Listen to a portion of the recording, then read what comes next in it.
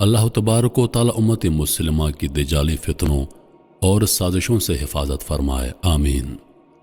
ناظرین، تیسری عالمی جنگ، امام مہدی کے ظہور اور دجال کی آمد کے کچھ نکات ہیں، کچھ نشانیاں ہیں۔ نمبر 1، پہلے سیاہ جھنڈے نکلیں گے۔ نمبر 2، پھر غزوہ ہند ہوگی۔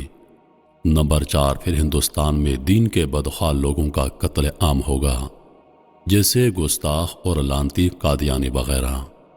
نمبر 5، پھر تیسری جنگ عظیم شروع ہوگی۔ نمبر 6، پھر قسطنطنیہ مسلمانوں کے ہاتھوں سے نکل جائے گا۔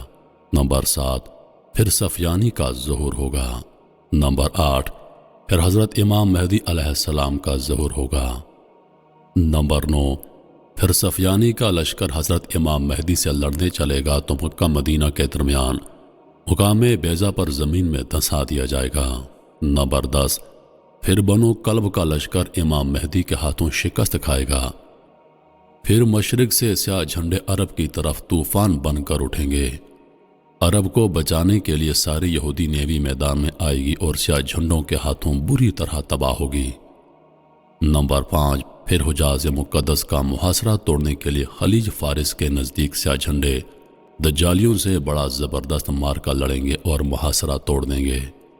نمبر 13، پھر یہ لشکر امام مہدی علیہ السلام کی بیعت کے لیے آگے بڑھے گا اور رستے میں نجد شہر ان کی طوفانی یلغار کی لپیٹ میں آ جائے گا۔ نمبر 14، پھر یہ لشکر امام مہدی علیہ السلام کے ہاتھ پر بیعت کرے گا۔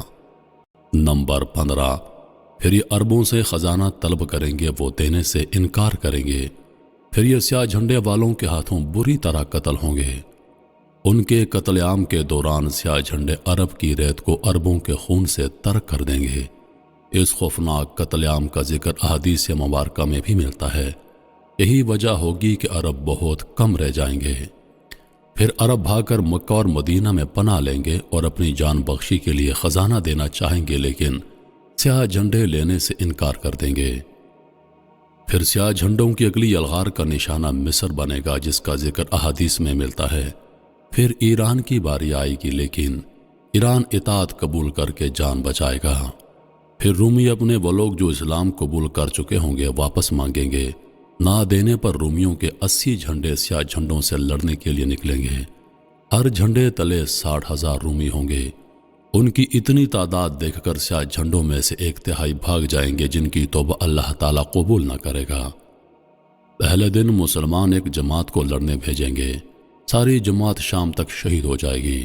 پھر چوتھے دن تمام اہل اسلام جو کہ سیاہ جھنڈے والے ہی ہوں گے مل کر رومیوں پر حملہ آور ہوں گے۔ پھر وہ ایسی جنگ کریں گے کہ تاریخی انسانی میں پہلے کسی قوم نے ایسی جنگ نہ کی ہوگی، یا پھر فرمایا کہ وہ ایسی جنگ ہوگی کہ پہلے کبھی نہ لڑی گئی ہوگی۔ پھر اللہ تعالیٰ رومیوں پر شکست مسلط کر دے گا۔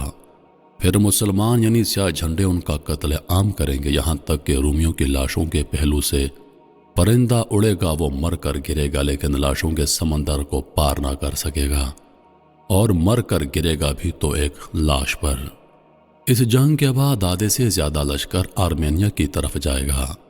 سیاہ جھنڈے آرمینیا پر آندھی طوفان اور بلا بن کر نازل ہوں گے، اور آرمینیا کو وہ تباہی دیکھنی پڑے گی جس کے سامنے بابل اور نینوا اور بغداد کے قصے بھی کم ہیں۔ اس کا ذکر احادیث مبارکہ میں ملے گا۔ لشکر وہاں سے ہوتا ہوا امام مہدی سے مل کر قسطنطنیہ کا محاصرہ کرے گا۔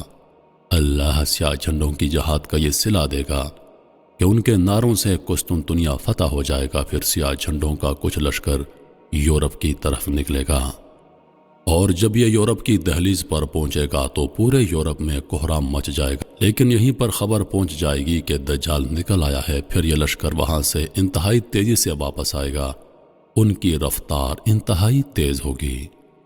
احادیث مبارکہ کے مطابق یہ بڑا ہی سخت امتحان ہوگا۔ جو کوئی تھوڑا آرام کا وقت نکالنے میں کامیاب ہوگا وہی طاقتور تصور کیا جائے گا۔ آتے ہی عرب میں وہ رومی جو دجال سے ملے ہوں گے ان پر 3 جگہوں سے شب خون ماریں گے، اور ان میں سے کوئی بھی بچ کر واپس نہ جائے گا۔ پھر مسلمان دیکھیں گے کہ عیسیٰ علیہ السلام تشریف لائیں گے، اور دجال انہیں دیکھ کر پانی میں نمک کی طرح پگھلے گا۔ پھر وہ وہاں سے بھاگے گا اور مقام لت پر حضرت عیسیٰ علیہ السلام کے ہاتھوں قتل ہوگا۔ پھر یہودیوں کا سیاہ جھنڈے والے قتل عام کریں گے۔ یہی وقت ہوگا جب مومنین مشرق سے لے کر مغرب تک فتوحات کے جھنڈے لہرا رہے ہوں گے، اور اللہ نے سورہ بنی اسرائیل میں جو وعدہ فرمایا تھا وہ پورا ہوگا، یعنی کفر و سرکشی کرنے والی کوئی بھی بستی ایسی نہیں جسے ہم روز قیامت سے قبل ہی تباہ و برباد نہ کر دیں۔ پھر عیسیٰ علیہ السلام کو حکم ہوگا کہ کوہ طور پر جا کر قلعہ بند ہو جائیں۔ یاجوج ماجوج نکل کر فتنہ عظیم پھیلائیں گے۔ اللہ تعالیٰ ان پر اپنا قہر نازل کرے گا اور ان پر نفع نامی کیڑا لگ جائے گا اور وہ ہلاک ہوں گے۔ پھر 7 سال تک مسلمان امن و امان سے رہیں گے۔ امن اتنا زیادہ ہوگا کہ بچہ شیر کو بھگا دے گا، جہاد ختم ہو جائے گا، تلواریں درانتیاں بن جائیں گی، شیطانیت تباہ ہو جائے گی، اور شیطان کو جو قیامت تک کی مہلت دی تھی ختم ہوگی۔ پھر ایک نرم ہوا چلے گی جس سے دنیا میں اسلام ختم ہو جائے گا، یعنی جہاں جہاں مسلمان ہوگا اس ہوا سے اس کو ایک شاندار موت دی جائے گی۔ اب حبشی دنیا پر حکومت کریں گے اور نفس کی حکمرانی ہوگی۔ پھر قیامت مرحلہ وار شروع ہوگی اور تمہارے رب کے وعدے کا وقت آ جائے گا۔ فتنہ دجال بہت سخت ہوگا، اس سے حفاظت کے لیے ہر جمعہ کے روز سورہ کہف کی تلاوت لازمی کریں۔